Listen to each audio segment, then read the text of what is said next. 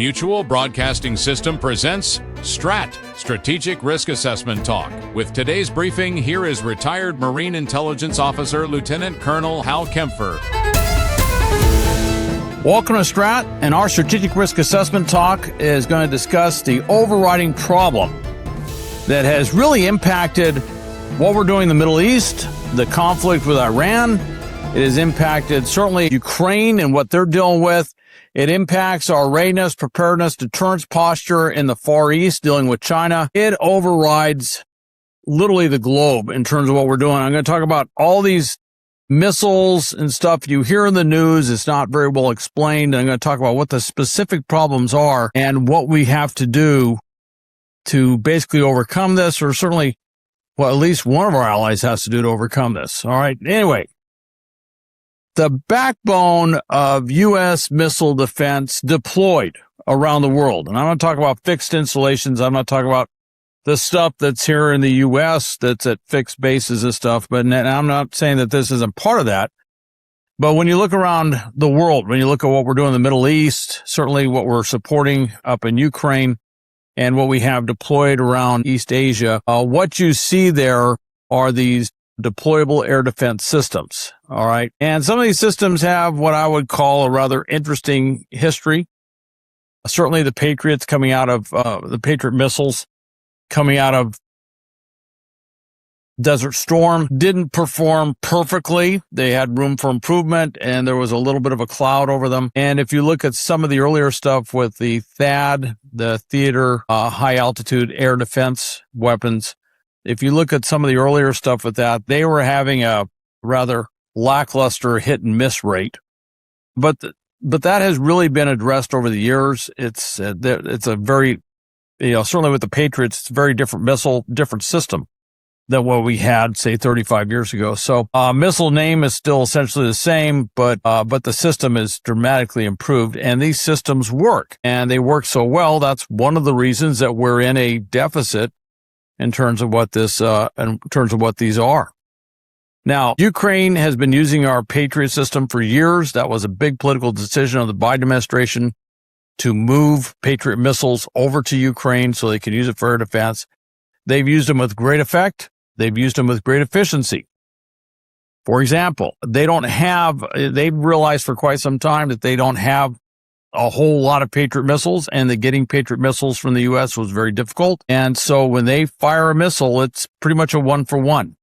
If they see a Russian ballistic missile coming in and they confirm that is a ballistic missile, it is not a decoy, and trust me, that is not an exact science. It's easy. Decoys are made to deceive, so hence they tend to look like a regular missile. But generally speaking, they've been doing about a 1-to-1, one Patriot interceptor for every Russian ballistic missile. Now, if you were to go down to the Persian Gulf with the war with Iran, when the Iranians are firing ballistic missiles, they've been the Gulf allies, and I'm not saying we haven't been doing some of this as well, but certainly our Gulf allies have been firing 3, 4, I've heard up to 5 Patriot interceptors for one ballistic missile. We've also been firing ballistic missiles against drones. That's been a big discussion. I'll touch on that a little bit more. But when you're using one of these very expensive Patriot missiles to take out a relatively inexpensive drone, that adds up. And the reality is they can keep producing more drones at this, fractional cost. And it'll literally wear us out economically just trying to produce enough Patriot missiles, assuming we're producing enough Patriot missiles. And that's kind of what I'm going to talk about here. All right. The U.S. only produces about 600 of these missiles a year, which when you look at the thousands and thousands of missiles that these things are supposed to intercept, even at a 1-to-1 rate, you sit there and say, well, how is this sustainable? It's only sustainable during peacetime. Certainly during the war on terror for a couple of decades, you didn't have to worry about Al-Qaeda firing ballistic missiles. You didn't have to worry about the Taliban firing ballistic missiles. So there wasn't air defense wasn't that big of a deal. There were some air defense issues, all right, that they certainly had to deal with. A lot of it was dealing with very close-in stuff, mortars, smaller tactical rockets, things like that. But that's not something you use a Patriot for. That's something that you use other systems, very close-in systems, to defend against. So hence, for a long time, even though we were in these very expensive, very intense wars, these were, if it makes sense, these were wars that, although intense, they were on the spectrum of what we call low-intensity conflict. They weren't major wars where there was a nation-state force well-equipped like the Russians or like the Iranians that could do stuff like this. And so we just weren't using them. So we were producing 600, which was enough to keep the production lines going. It was enough to keep things happening. But when you go into these big surge cycles, like what has been needed in Ukraine and certainly what's been needed around the Persian Gulf, that's where you can deplete these missiles a lot. And that's what we've been doing. All right. Now, there's a plan with approved funding to increase the production rate to about 2,000 missiles a year. That's great. That's, more than tripling the amount of missiles coming out. But that's not supposed to really come online till around 2029. And according to the contract, from what I saw, it's not expected to be really a full going thing. Maybe 2029 will hit the threshold, but I think it gives them till 2032. So we're talking about something that's a good 5-6 years out before it's guaranteed to be fully out there, and at least 3 years out before we might see it happening. So that's a long time to be dealing with this shortfall of missiles. Now, there are a lot of other things happening in this regard. If you look at the missiles, all right, certainly the U.S. produces a lot of missiles, but we've licensed these missiles to places like Germany and Japan. They produce Patriot missiles, but they produce a Patriot missile under license at a much lower volume than what's produced in the U.S. And this is to meet the specific needs that they have in their immediate regions, up in Europe, particularly protecting Germany, looking at German air defense against things like Russia. And then for Japan, they're looking at East Asia. They're looking at the Japanese islands. They're really focused out there on that part of the world. So they're not putting these missiles into the, marketplace, if you will. It's not like these missiles are going to fill the shortfall that we have with our allies or anything in the Persian Gulf. And certainly they're not going to use their missiles to backfill ours. That's never been discussed. That's an interesting idea. But it is a huge problem that's out there. It's international, and it's regional, and those missiles are primarily being used at the internal level. Now, as of 2028, THAAD interceptor production was being ramped up. I think they're going to ramp it up to about 96 missiles per year up to maybe 400. That's going to take a while to get to that point. I don't have an exact number of when that's going to happen. Could happen very fast. The money's there. And at those lower volumes, there are certain thresholds that you could meet in terms of production where you can suddenly ramp up a little faster. So I'm going to give them the benefit of the doubt and say that's going to happen a lot faster.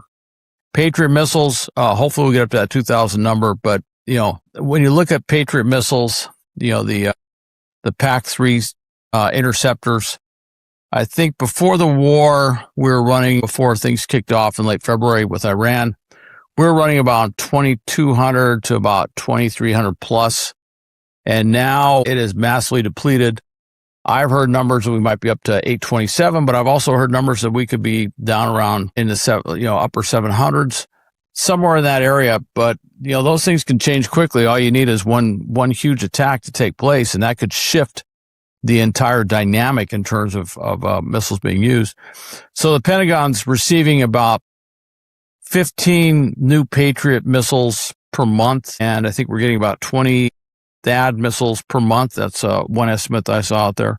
So that's what's coming in currently. I know this is like, well, this is way too much math, but I'm just saying this is a lot. And the THAAD, I should mention that we were about 452 before the war. I think I've seen numbers that we're down around 250 for THAAD missiles. So it's going to take a while to get back up. And that's something we have to realize. The other thing too is that in the war with Iran, they're firing these Shahed 136 drones. They're launching those suckers toward the Gulf states, aiming at U.S. military bases, a lot of times aiming at infrastructure of our Gulf state allies.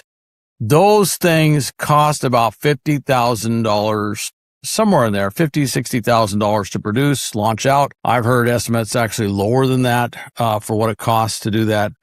And then we're launching a Patriot missile, which I've heard estimated at $4 million a piece. I think they can get that down to about $2 million a piece, but with larger production. But nonetheless, $50,000 drone with a multi-million-dollar missile. Pretty soon you realize this is just not an economical situation. And that it's often been discussed. It's like killing a mosquito with an artillery round. Yes, it will work, but it's too much for what's there, and there needs to be a more cost-effective solution for what's happening there. So that's a real problem that we have that we're going to be addressing for quite some time. All right. Now, Lockheed Martin, Northrop Grumman have deals in place to triple Patriot production, quadruple THAAD production. Of course, the THAAD production was so low, quadrupling isn't too hard. But the depletion has really influenced our military decisions. I know the White House puts out that we've had great success with the negotiations, and then the Iranians come out and say, there are no negotiations. We don't know what you're talking about. I'm assuming there probably are some negotiations, whether it's through an interlocutor or maybe direct or maybe through a phone call. I don't know how this is all working, but I will say this, that a big part of the decision-making on holding off a recent massive strike, the biggest strike mission that we were supposedly going to do since World War II, that a lot of that had to do with the fact that we were really short of interceptors. Our Gulf allies were short of interceptors, and we were definitely concerned that the Iranian response to that would be to launch just a massive onslaught of drones and missiles that would deplete our very limited stockpiles even more. At some point, if they run out, then you have these cities literally lying defenseless against these Gulf state cities like Abu Dhabi, Dubai, Kuwait City, Manama and Bahrain, Doha and Qatar. You have these major cities that are sitting vulnerable. They have, power production plants. They have desalination plants, which they are completely dependent on for fresh water. It is August where it gets 120. Sometimes I've been in Kuwait where it's 130, mid 130s. It's just, it's difficult to explain. It's not that air conditioning is, oh, that's nice. Air conditioning is a survival thing. If you don't have air conditioning in that area, you can quickly die just because of the heat. And and you imagine with the lack of fresh water and no electricity to run air conditioning, that you would have mass casualties alone, not to mention the fact you don't have any fresh water. They're going to have to talk about an evacuation. And every time I look at that possibility, my mind just tends to spin because I'm trying to figure out how would you evacuate that many people? Where would they go? Where would they go to get fresh water? Where would they go? Where would they evacuate to that wouldn't be vulnerable to attack by the Iranians? So there is a lot of reasons why, and a lot of it's tied to air defense capabilities or the lack thereof that drive a lot of that. It's not necessarily always a dominant decision, but it is definitely a major consideration, if not the dominant consideration of why we're doing what we're doing there. All right. Now, switch gears here. I'm going to move. It's also changing our thinking on Ukraine. Now, President Zelensky of Ukraine recently met with President Trump. They talked about a lot of things. Obviously, this is not the first meeting they've had, and one of the things that comes up is would love to get more Patriot missiles. There was a tentative offer to allow licensing for Patriot missile production. It was going to be a less expensive version that would be producing Ukraine. The Ukrainians are very good at taking whatever we give them in terms of, designs and everything, and then put it into production there. So, but even then, that would have taken at least a year or so to get those missiles out. So it wasn't going to be a real quick term solution. That's a year where they were going to keep getting pummeled by Russian missiles. So that was still a problem. And then once they got into it, the president came out and said, well, I'm not sure if we're going to do that.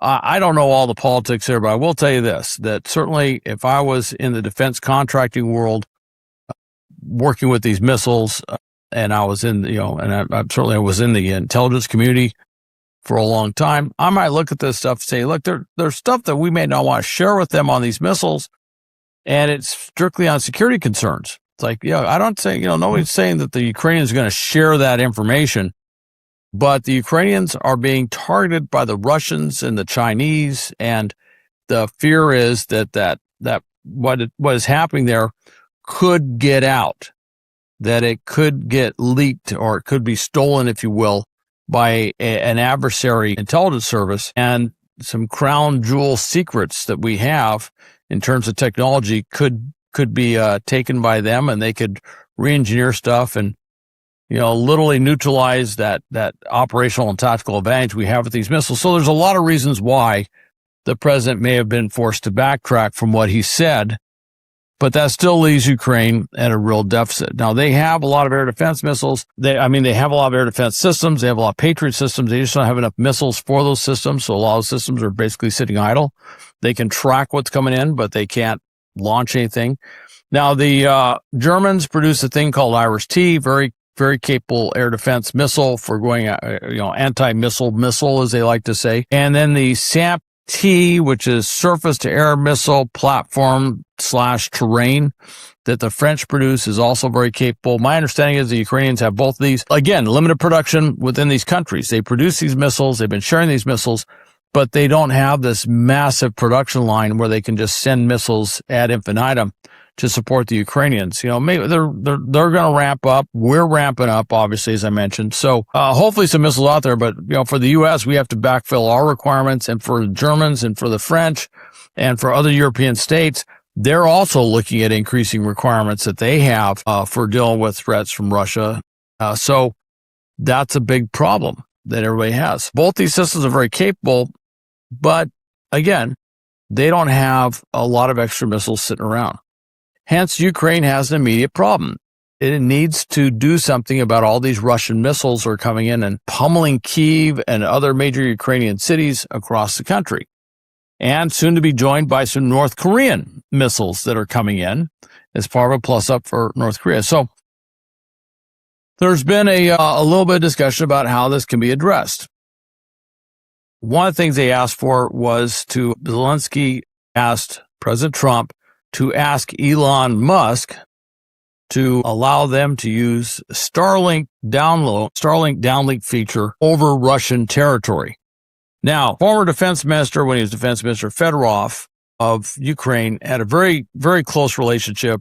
He was a primary liaison between Elon Musk and his company and Ukraine, and was part of the impetus for getting,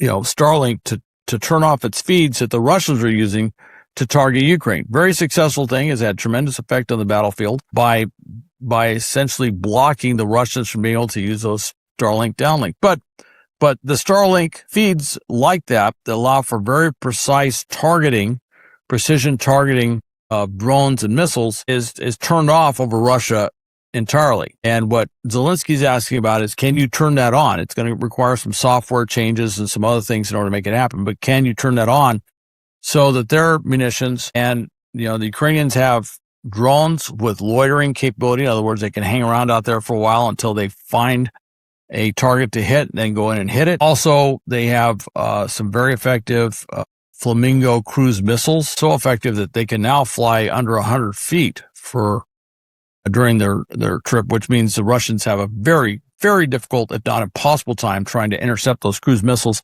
Anyway, these were things that Starlink capability could potentially provide tremendous value to the Ukrainians in able to hit the launcher systems of these Russian missiles, particularly the mobile launcher systems, which hence the term mobile. They move around. So these are very time-sensitive data points in terms of where they are at any given time.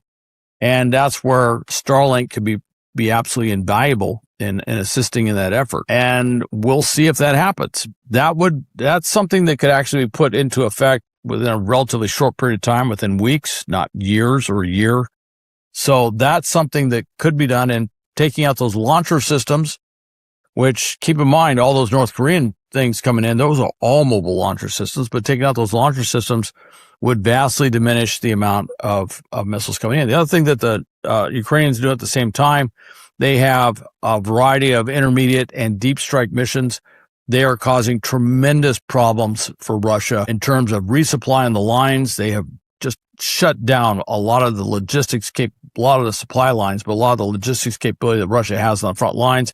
They have, logistically speaking, turned a peninsula of Crimea, the crown jewel of Russian possessions in Ukraine. They've turned that crown jewel into the Achilles heel because they can't resupply. Anything on Crimea is susceptible to attack at any given time. They've gone after ships in the Sea of Azov, of course, lots of ships in the Black Sea, Russian ships. And with that has been a very effective tool in putting pressure on Russia. Then the deep strikes hitting refineries, manufacturing production sites for missiles, drones, all sorts of stuff all around the country.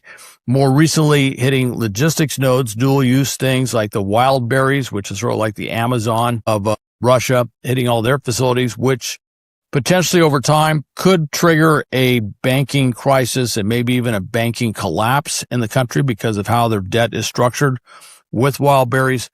Anyway, this is all putting phenomenal pressure on Putin. So they are playing a larger strategic game here, which is they're buying time to allow that pressure to accumulate. It's already been widely discussed that the elites are frustrated with Putin. They're frustrated with the war, and there's a lot of talk about what they might do. Now, Putin's got a very effective security service, and when they find somebody who might pose a threat, they have a tendency to have a sudden inner ear problem where they fall out of a window of a high-story building.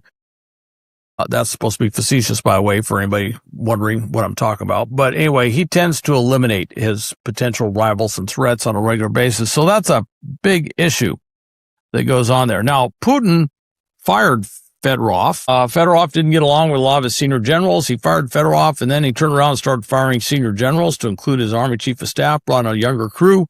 The current army chief or military chief of staff actually gets along with Fedorov personally, always has. Fedorov is a tech guy. He's 35 years old, not military, very different type of guy. He's philosophically just completely disagrees with the traditional Soviet-style warfare model that he was seeing with a lot of the generals and in this more nimble tech-oriented thing. There's a lot of protests to get Fedorov back in the defense minister position. Fedorov hasn't taken another position the government has offered, but he hasn't taken anything. So we'll see how this all plays out. And I would not rule out, although Zelensky's a little concerned, if he puts Fedorov back in there, politically speaking, he's putting Fedorov, it gives Fedorov a win politically, and there's been a lot of discussion that Fedorov could end up becoming the next president of Ukraine when martial law eventually ends and there's an election. And I'm sure Zelensky's track record has been when he sees somebody who looks like a potential rival like that, he tends to move them out of the way. Anyway, long story short, there's a lot going on there. So that's kind of what's happening with that. Now, hence, this is where we are now. We got years. It's going to take a long time to get these production rates back up. The reality is we've had long periods. We talked about what happened with the war on terror, but we just weren't ramping up. We weren't looking at the next war. We weren't looking at drones like we should. Now we're catching up. It's taking a while, but we're catching up to this whole thing. And so there's a lot of things out there, like directed energy weapons, lasers, if you want to, part of that whole thing. But these are just being deployed. They're not out there in mass numbers. They have tremendous potential. Instead of spending millions to zap a drone, you can spend pennies to zap a drone, potentially with a laser. But they're just not out there yet, and it's going to take a while to get these out there and get these fully fielded and work out all the doctrinal stuff around them to make them more effective, especially with, massive drone attacks. Drone swarms is a term that they use. And how will that work with directed energy weapons? So there's a lot of discussion about what's going to have to happen there, and that's going to take a while to get that out there, right? So initially, we're paying for the fact we didn't ramp up production for a long time. We let our defense industrial base wane, and that's not just one administration. The Trump administration now is kind of ramping up, but we've had prior administrations that kind of sat there, and I will say that the Biden administration probably should have done a full court press, but politically probably felt constrained because of all the politics of the amount of aid that we're sending over to Ukraine.